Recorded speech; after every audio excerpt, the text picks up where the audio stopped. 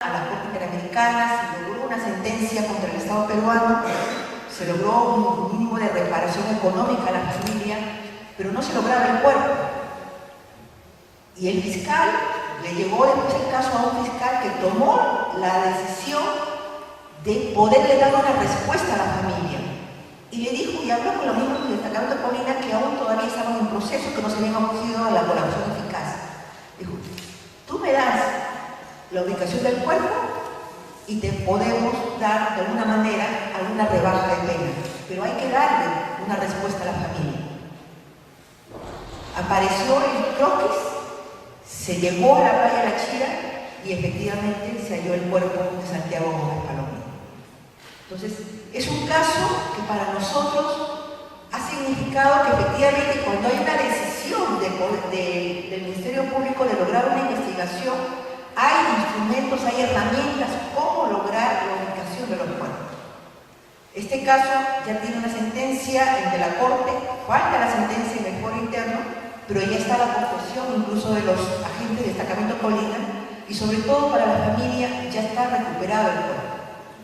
Ya lo tienen, ya lo pudieron enterrar, lo velaron, lo enterraron, y la señora por fin, ella me decía, por fin voy a poder estar tranquila, que si moría, ¿qué iba a pasar con mi hijo si se había quedado loco por las torturas y de que de repente estaba caminando por algún lado? La señora, realmente ese círculo que decía que ese círculo de dolor que todavía no había podido ser cerrado, de alguna manera ha concluido para esa señora y ahora está claro, en busca de justicia, sanción a los responsables. Pero efectivamente cuando hay la voluntad del Ministerio Público se puede lograr justicia, se puede lograr darle unas respuestas a la familia. Pero este es un caso de miles. En el caso de los desaparecidos del Santa, fue casualidad que pasó un arqueólogo por la zona y vio que algo sobresalía ahí y comenzaron a excavar y resulta que pues, no eran restos arqueológicos, sino eran los cuerpos de los desaparecidos del Santa.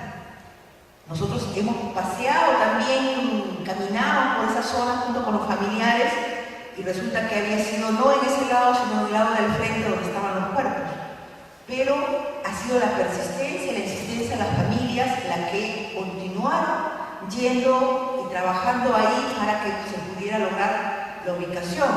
Cuando este arqueólogo preguntó en la zona, oye, hemos encontrado, parece que hay algunos cuerpos enterrados ahí, la gente comenzó a decir, tiene que ser los desaparecidos del Santa, tiene que ser ellos, porque la insistencia de las familias, todos los 2 de mayo de todos los años, hablando de sus seres queridos, tratando de que no se olvide lo que pasó y estando en la búsqueda, la gente, claro, cuando él dijo, hay encontrado unos cuerpos, lo primero que se le vino a la mente a la gente allá en Chimbote es los desaparecidos del Santa.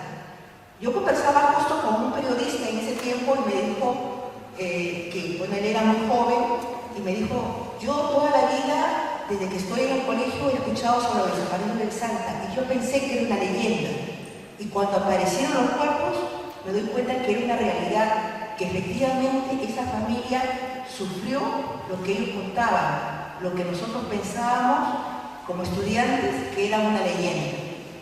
Entonces, esta memoria que va tejiendo también la familia sirve precisamente para no solo no olvidar a sus seres queridos, sino también para que haya dentro de la comunidad una conciencia que efectivamente están desaparecidos, que estos hay que buscarlos y que hay que hacerle justicia también.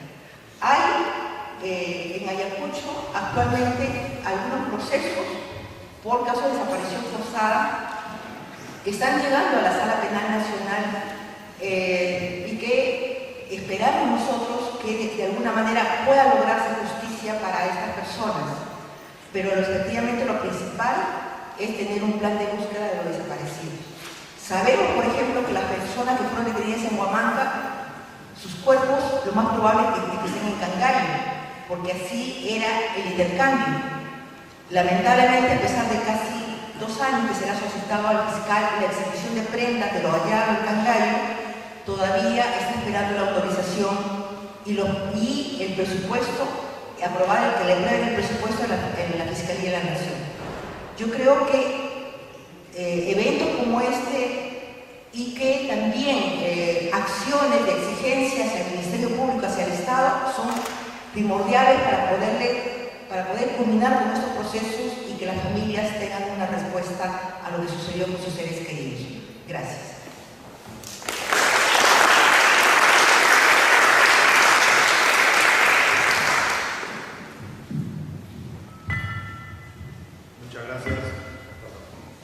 Muchas gracias, doctora Gloria Cano.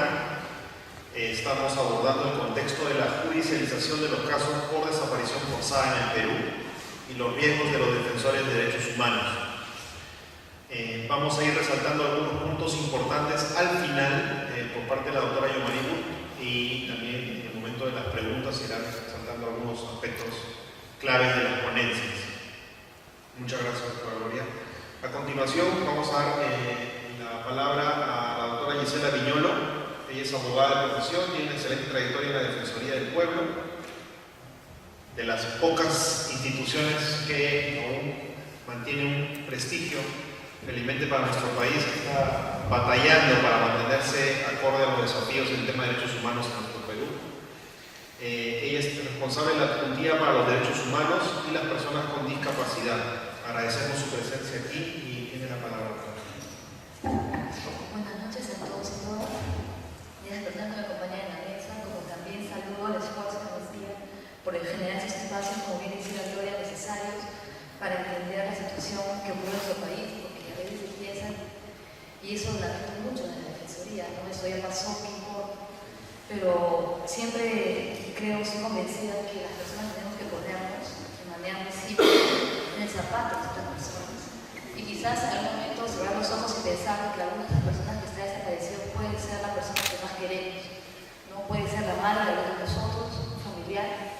Y no hay de todas las violaciones que existen, todas son muy graves, pero la angustia que percibe hasta el día de hoy en los familiares es realmente impresionante. He conocido casos a partir de todo el trabajo que tiene la Defensoría de gente que hasta el día de hoy, con todo su derecho, tiene la esperanza de encontrar a su familiar. Y también he conocido mucha gente inescrupulosa que ha hablado diciéndoles o engañándoles que se encuentran en algún lugar. Entonces creo que tenemos que generar conciencia en nuestro país de la necesidad de que no es un tema solamente de las víctimas, es un tema de todos nosotros. Cuando hubo el caso de este joven Ciego Castillo, todo el país estaba preocupado siguiendo día a día lo que pasaba frente al dolor de una madre. Tenemos más de 12.000 personas desaparecidas cuyas cifras pueden seguir creciendo, y sin embargo no existe esa sensibilización por parte de la ciudadanía. Y apartamos esa situación como algo que ya pasó. Y jamás vamos a poder exigir a estos familiares que cierren esta herida o que den vuelta a la página. Por eso creo que estos espacios son importantes para generar esta reflexión y también analizar cómo estamos avanzando o qué desafíos se plantean en estos temas.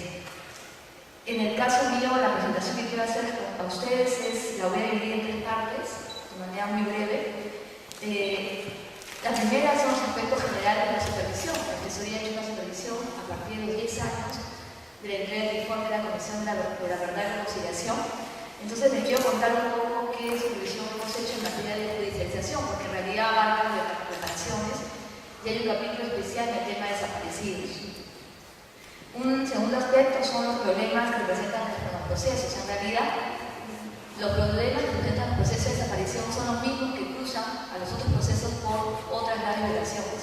Sin embargo, sí hay algunas particularidades que se las voy a comentar y terminar con algunas recomendaciones que ha dado la Defensoría y que hubiera querido que esas no sean las mismas que hemos observado hace más de 5 años. Lamentablemente, a pesar de los informes que se han hecho, todavía muchas de ellas no se han logrado implementar. Si bien es cierto que el Poder Judicial tiene un problema estructural y muchas personas no confían en este sistema, tampoco hemos logrado, a partir de su sistema, lograr las expectativas que tenían, satisfacer las expectativas familiares.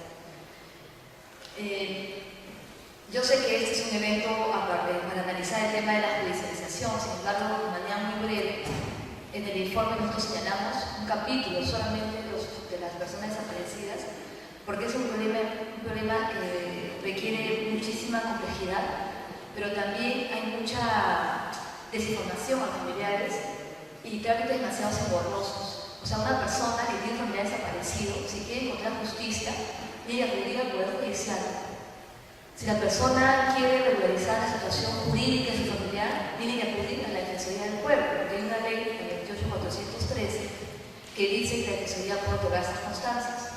Y si quiere una reparación, tiene que acudir al Consejo de Reparaciones.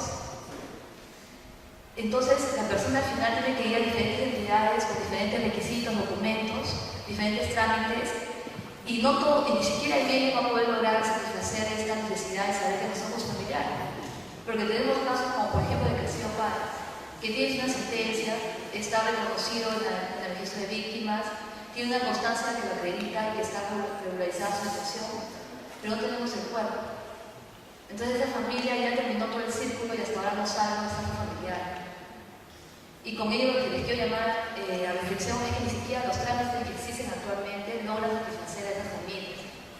Y esa es justamente la necesidad de que, como bien decía Gloria, exista una política pública, nacional, del Estado, y esa debe ser una prioridad. Se está trabajando en un proyecto que fue una iniciativa de varias entidades, donde también participó sociedad civil. Nos gustaría que ese proceso fuera mucho más rápido. Ya existe un borrador de este proyecto de norma, donde se busca justamente que se pueda atender de manera integral a los familiares y que ellos reciban por lo menos una respuesta sin tanto trámite y tanta demora al momento de presentar sus documentos. Ojalá que esta norma sea una prioridad del Estado y se pueda contar con esta política. Y como les digo, no necesariamente va a responder a las expectativas, pero por lo menos sentir que se está avanzando hacia esa finalidad. Para referirme a entrar ya al tema de la judicialización, siempre cuando analizamos este caso, y hay que decirlo con toda transparencia, es una tarea compleja. Obviamente, no estamos hablando de casos que ocurren recién, sino de casos de hace muchos años, y las evidencias por el paso del tiempo también, lamentablemente, se van perdiendo. Y esto hizo que el Poder Judicial, el Ministerio Público en su momento, por su propia estructura, se vea rebasada en estos casos.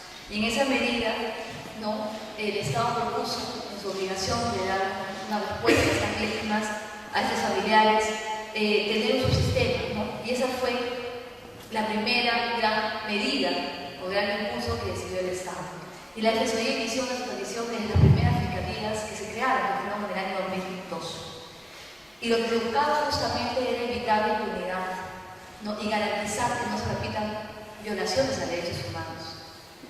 Aunque no me gustan las cifras, a lo largo de mi presentación voy a señalarlas, porque a veces las cifras dicen más que muchas palabras. O sea, no me gustan las cifras, lo voy a aclarar. Cuando queremos decir cuáles son los logros, yo escucho siempre que en el Estado se dice, por ejemplo, tenemos, no sé, más de 70.000 víctimas inscritas, tenemos 68.000 en el CIS, tenemos 400 becas entregadas, y entonces ahí parece que estamos avanzando. Pero esas son cifras que no han medido el impacto real y tampoco se han hecho, o sea, solamente se trabaja a nivel de lo cuantitativo, pero no lo cualitativo. Entonces, cuando tú quieres señalar los logros a nivel de las reparaciones, de la atención a las víctimas, tienes también que cruzar eso cuantitativo con lo cualitativo. Si efectivamente esas 65.000 personas que están ahora en el CIS están recibiendo atención adecuada, ¿no? Si por ejemplo, esas personas que tienen ahorita una acreditación están siendo atendidas. Entonces, en ese aspecto es que a mí no me gustan las cifras.